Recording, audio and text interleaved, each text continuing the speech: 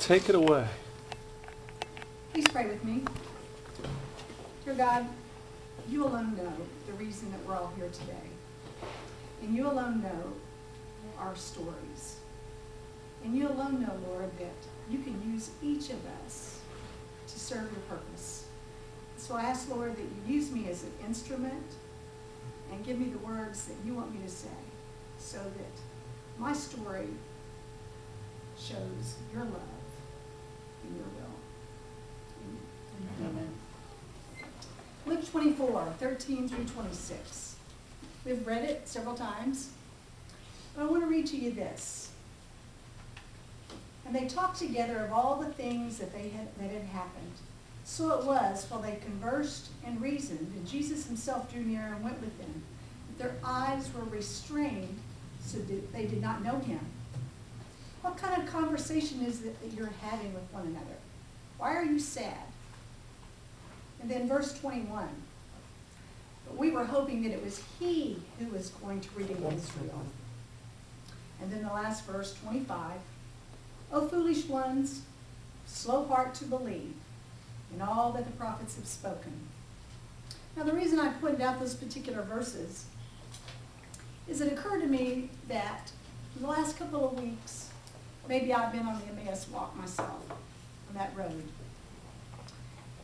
And the reason is this. My husband and I are in the ministry.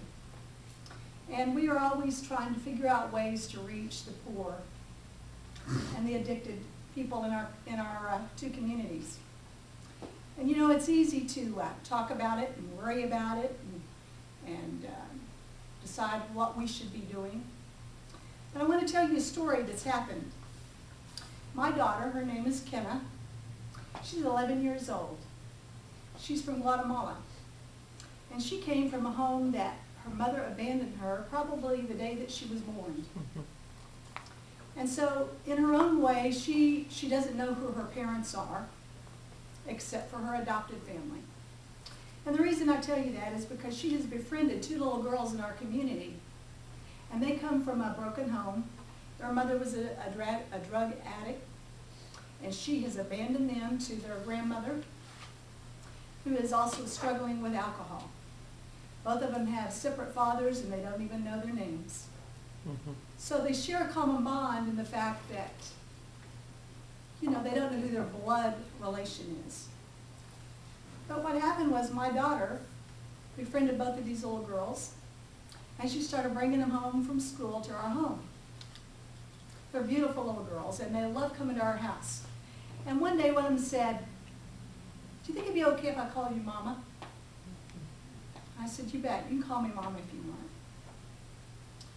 Now, I kind of got off on my subject here, but the reason I wanted to tell you this is because poverty and addiction is a big part of our community. And we pray for guidance and ask God to use us as his instruments, only to expect God to do the work.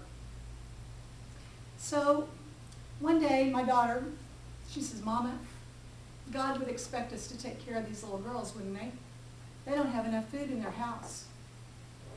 I was, you know, it was like, this is God. This is Jesus looking at me.